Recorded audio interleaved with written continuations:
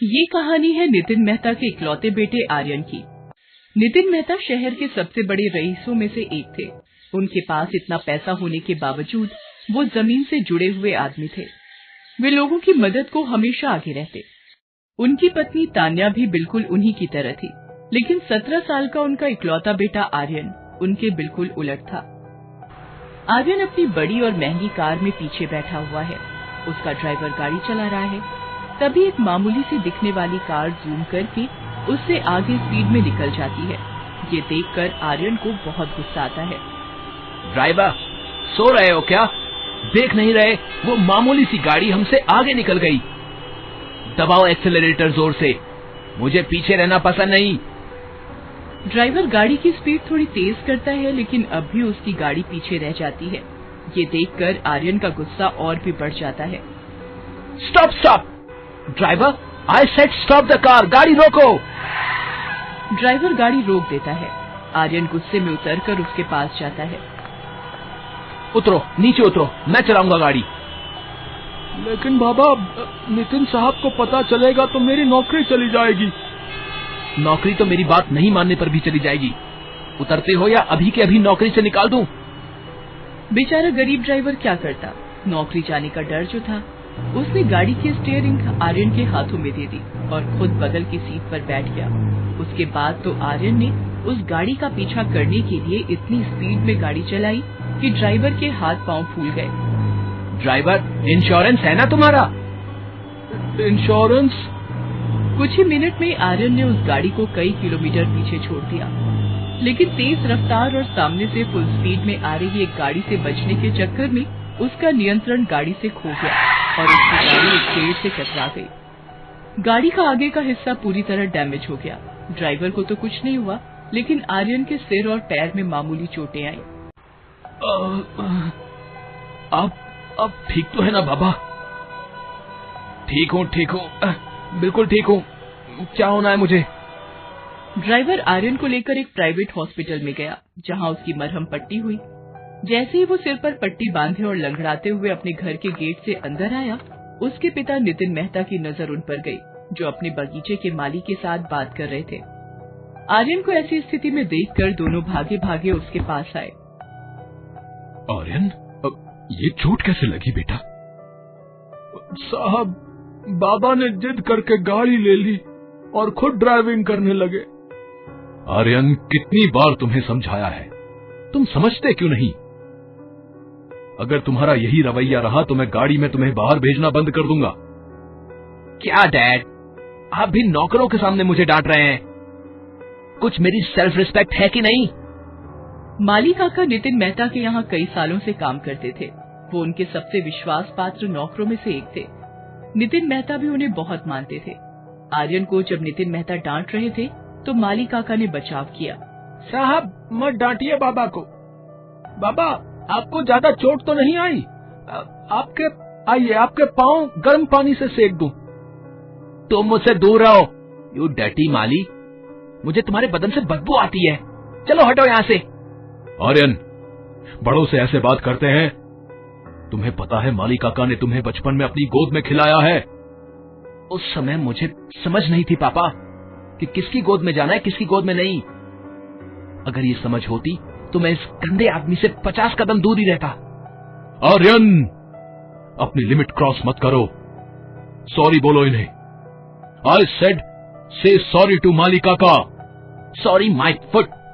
ये कहकर आर्यन वहाँ से पैर पटकता हुआ घर के अंदर अपनी माँ के पास गया। अरे, ये चोट कहाँ लगा ली तूने? तब आर्यन ने सारी बात अपनी माँ तान्या को बताई। मॉम, मेरी तो कुछ हैसियत ही नहीं है इस घर में। अब नौकरों को भी सॉरी बोलूं, हद है। बेटा, डैड ने कुछ गलत तो नहीं कहा। तुम्हें पता है ना माली काका हमारे यहाँ कितने दिनों से काम कर रहे हैं। एक तरह से वो हमारे घर के सदस्य की तरह है। आप कभी तो मेरी साइड ले लिया करो मॉम। वैसे भी आप मानो माली काका को घर का सदस्य। मेरे लिए नौकर ही रहेगा। उसे सिर चढ़ाने का मुझे आप लोगों की तरह कोई शौक नहीं है।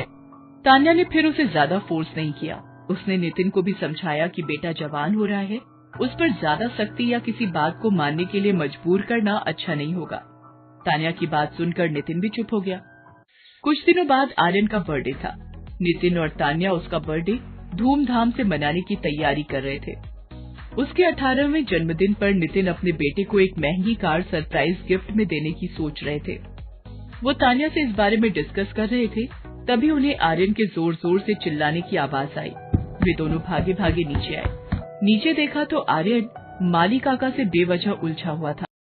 डैड, आप डिसाइड कर लो, इस घर में मैं रहूंगा या ये गंदा माली। क्या हुआ? तुम इस तरह से इनसे बात क्यों कर रहे हो? मुझे ऐसे ही बात करना आता है डैड। मैंने कितनी बार कहा है ये मेरे सामने ना आए, लेकिन जब भी मैं बाहर निकलने के लिए रेडी होता हूँ, ये आदमी अपनी गंदी शक्ल और गंदी महक लेकर मेरे सामने आ जाता है। चुप करो तुम, नहीं तो एक थप्पड़ मारूंगा। नितिन की बात सुनकर तान्या ने उन्हें रोका। ये आप क्या कर रहे हैं? जवान बेटे पर हाथ उठाना अच्छी बात नहीं है। तब आर्यन ने अपनी माँ को रोकते हुए कहा, तुम बीच में मत आओ माँ, आज फैसला हो ही जाने दो। इस घर में कौन रहेगा, मैं या ये माली? उन लोगों की बात सुनकर माली काका ने कहा, बाबा, आपको कहीं जाने की जरूरत नहीं है, मैं ही चला जाता हूँ। आप कहीं नहीं जाएंगे? नहीं साहब, आपने मुझे बहुत प्यार दिया, मेरे जैसे छोटे आदमी को सीने से लगा कर रखा, लेकिन अब मेरी बारी है साहब। मैं नहीं चाहता कि मेरे चलते इस घर की शांति भंग हो। ये कहकर माली काका वहाँ से निकल गए। उनके जाने के बाद आर्यन के चेहरे पर एक विजयी मुस्कान थी। 2 दिन बाद आर्यन का बर्थडे था। लगभग सारी तैयारी पूरी हो गई थी। नई कार की डिलीवरी का टाइम फिक्स करने के लिए नितिन कार डीलर को फोन कर इन्फॉर्म कर ही रहे थे, तभी उन्होंने देखा कि आर्यन जो अभी अभी बाहर से घर आया था, वो अचानक से जमीन पर गिर पड़ा। उसके मुंह से खून निकल रहा था। नितिन और तान्या उसे लेकर तुरंत अस्पताल भागे। डॉक्टर उनका दोस्त ही था, उसने उसे तुरंत आईसीयू में डाल दिया। नितिन, यार क्या बोलूं, आर्यन की दोनों किडनी फेल हो गई है। Kidney fail? अरे वो तो बिल्कुल फिट है यार। दोस्त, कभी कभी ऊपर से फिट दिखने वाला आदमी अंदर से बहुत सीरियस बीमार होता है। आर्यन बहुत सीरियस है यार। अगर 2 दिन में किडनी ट्रांसप्लांट ना हुआ तो शायद हम उसे नहीं बचा पाएंगे। तो करो ना यार ट्रांसप्लांट, जितने पैसे खर्च होंगे दूंगा। अपने बेटे के लिए खुद को भी बेच दूंगा यार, बस तो उसकी जान बचा ले। बात पैसों की नहीं है यार, इतनी जल्दी उसे कौन डोनर मिलेगा? तुम्हें तो पता है ना, किडनी डोनर का मिलना बहुत मुश्किल है। आर्यन को बचा लो नितिन, मेरे बेटे को बचा लो, नहीं तो उसके बिना मैं भी मर जाऊंगी। नितिन, मेरे बेटे को बचा लो। नितिन और तान्या का ब्लड ग्रुप आर्यन से नहीं मिलता था, तो वो चाहकर भी अपनी किडनी नहीं दे सकते थे। नितिन ने बहुत कोशिश की, लेकिन किडनी का इंतजाम नहीं हुआ। अस्पताल के बाहर दोनों उदास बैठे थे।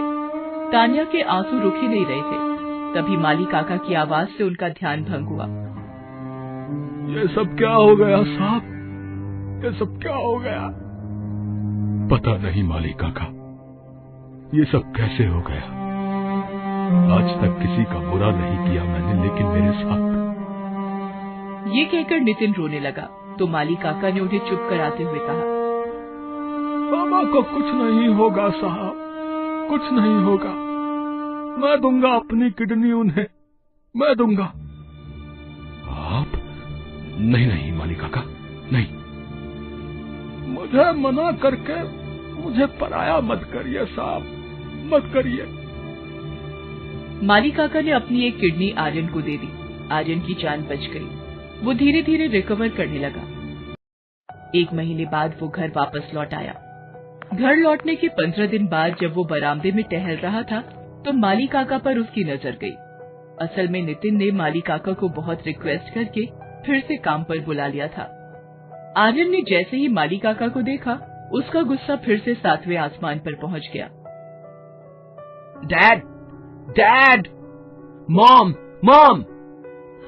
आर्यन की आवाज सुनकर दोनों भागे भागे आए। क्या हुआ बेटा, सब ठीक तो है ना? डैड, ये आदमी फिर से यहाँ क्या कर रहा है? कितनी बार कहा, ये बदबूदार गंदा आदमी मुझे नहीं चाहिए, नहीं चाहिए।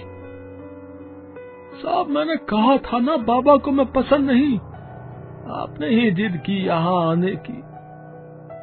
माली काका, इसे सच का नहीं पता। अरे साहब, आपको कुछ बोलने की जरूरत नहीं। नहीं माली काका, जरूरत है। अगर इंसान थैंकफुल नहीं है तो ये उसका सबसे बड़ा दुर्भाग्य है। बेटा आर्यन, तुझे पता है तू अस्पताल में जिंदगी और मौत से जब लड़ रहा था तो इन्हीं माली काका ने अपनी एक किडनी देकर तेरी जान बचाई। तेरे पापा की इतनी दौलत कोई काम नहीं आई बेटा। तू जिसे बदबूदार आदमी कह रहा है, इसी की बदौलत तेरी सांसें चल रही हैं। ये सब आप लोग क्या कह रहे हैं? सच बता रहे हैं बेटा, सच। आर्यन को जब सच्चाई का पता लगा तो उसे बहुत ग्लानि महसूस हुई। उसे अपने द्वारा किया गया हर बुरा बर्ताव याद आने लगा। वो माली काका के पैरों पर गिरकर माफी मांगना चाह रहा था, लेकिन ये क्या, माली काका तो वहां थे ही नहीं। आर्यन भागा भागा बाहर आया तो देखा माली काका सिर झुकाए वहां से जा रहे थे। आर्यन दौड़कर उनके पास गया और उन्हें गले से लगा लिया। माली काका, अपने बाबा को छोड़कर जा रहे हो? बाबा ने गलती की थी तो उसकी इतनी बड़ी सजा दोगे? बेटा, मैं कौन होता हूँ सजा देने वाला? वो तो मैं ही तुझे पसंद नहीं था, इसलिए जा रहा था। अब आप कहीं नहीं जाएंगे, मेरे साथ रहेंगे, मेरे साथ चलेंगे। मैंने भगवान को नहीं देखा, लेकिन भगवान जरूर आपके जैसा ही होगा माली काका, आपके जैसा ही होगा। ये कहकर आर्यन ने एक बार फिर से माली काका को गले से लगा लिया। अब उसे उनके शरीर से बदबू नहीं आ रही थी, बल्कि महक आ रही थी, प्रेम की, त्याग की और अपनेपन की। Thanks for watching.